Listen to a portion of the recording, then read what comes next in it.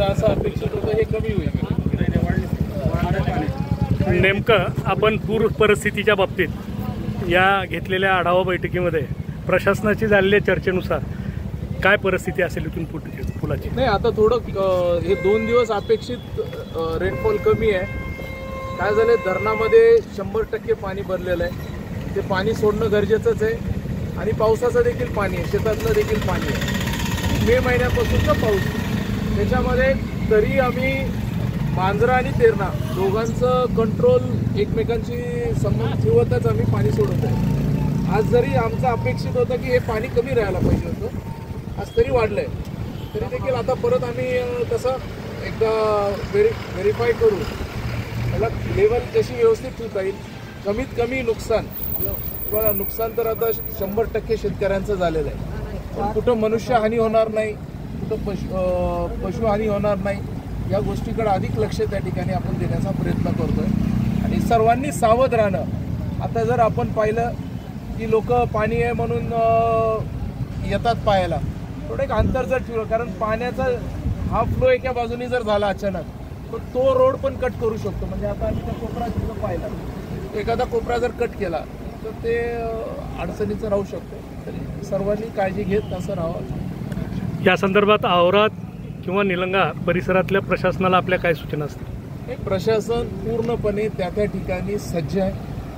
त्यांच्याकडे जी माहिती IMD कडनं येते, वेदरकडनं येते, पावसाची जी माहिती येते, पूर्ण प्रशासनाने खालीपर्यंत अशा सूचना दिलेल्या आहेत. माझं आपल्या माध्यमातून सर्वांना एकच सांगणं आहे की 100% शेतकऱ्यांचं नुकसान. बरेच जण असं म्हणतात की आमचे पंचनामे राहिले ते, कुणी याची काळजी करू नये. 100% शेतकऱ्यांचं नुकसान गृहीत धरण्यात आलेलं आहे. एकही पंचनामा, एकही शेतकरी वंचित राहणार नाही. आता आमचा हा प्रयत्न असणार आहे की सरकारकडनं जास्तीत जास्त मदत याच्यामध्ये कशी आपल्याला करून घेता येईल, असं आपल्या शेतकऱ्यांना मदत त्यांच्या पाठीशी कसं उभा टाकता येईल, हा एक आमचा प्रयत्न असणार आहे. काल मुख्यमंत्री महोदय इथं आल्यानंतर त्यांनी तातडीने नवीन आपल्याला औराद आणि ह्या परिसरामध्ये जे वॉल आहे, वॉल आणि नवीन बॅरेज, पूर्णपणे नवीन बॅरेजची मंजुरी त्या ठिकाणी एकाच भेटीमध्ये त्यांनी दिलेली आहे. तर मग भविष्यामध्ये आज जे आपल्याला इथं चित्र दिसतंय, उद्या चालून भविष्यामध्ये किती जरी मोठा पूर आला, काय आलं तर अशा प्रकारचं चित्र आपल्याला या भागात दिसणार नाही, असं त्यांनी तशा सूचना आणि तसे इरिगेशन विभागाला दिलेले. या लातूर जिल्ह्यातल्या किंबहुना धाराशिव जिल्ह्यातला येणारा प्रत्येक पाण्याचा थेंब हा शेवटी औराद या पंचकृषीत येतो.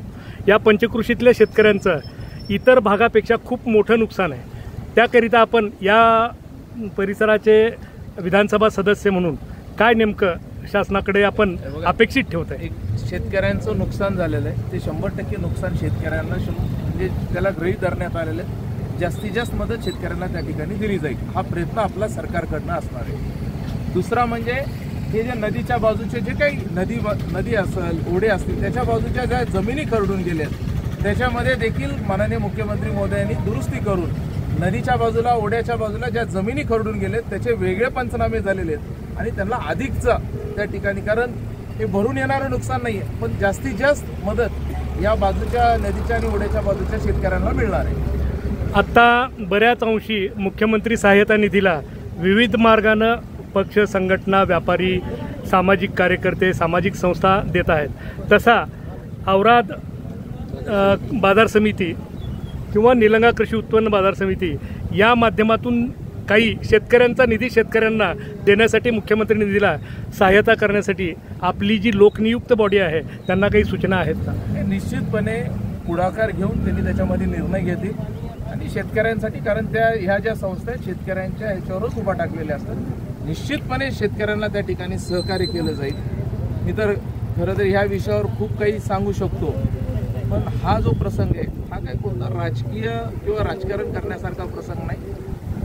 माझं तर आपल्या माध्यमातून विरोधी पक्षाच्या सगळ्या नेत्या मंडळींना विनंती असेल की एकमेकांवर आपण चिखलफेक करण्यापेक्षा संयुक्तपणे जिल्ह्यातून एकत्रित जिल्ह्यासाठी एकत्रित मागणी सर्वांनी मिळून करायला पाहिजे. त्यांनी जी मागणी करतील त्यांनी काही चुकीची मागणी करणार नाही, शेतकऱ्यांना मदत करा म्हणूनच करणार आहे, पण एकत्रित संयुक्तिक जिल्हा एका दिशेने दिसला, शेतकऱ्याच्या पाठीशी दिसला. हेच संकट पश्चिम महाराष्ट्रात राहिलं असतं, सर्व पक्षाचे लोक एकत्रित आले असते. आज देखील माझी विरोधी पक्षालाही भूमिका आहे. मी जिल्ह्यातील इतर विरोधी पक्षाच्या आमदारांना देखील फोन करून त्यांना विनंती केली की जिल्हा म्हणून आपण संयुक्त एक विचाराने एका दिशेने आपण बोलायला पाहिजे. हे देखील मी त्यांना विनंती केली. राजकारण याच्यामध्ये कोणी करू नये. हे वाढणारं जे पाणी आहे आत्ता जे आपल्या पुलावर पडलेलं दिसतंय आपल्याला, आता वरून डिस्चार्ज थांबलाय का वाढवलाय?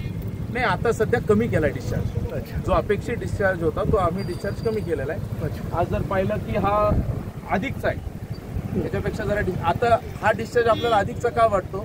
मांजराचा डिस्चार्ज वाढलेला आहे. हे जे बॅक वॉटर, हे जे पाणी वापस जाऊ शकत नाही खाली संगमला, त्याच्यामुळे हे पाणी इथं घुटमळायला लागले ह्या पूर्ण परिसरामध्ये, आणि त्याच्यामुळे आपल्याला हे चित्र दिसतं. थँक्यू.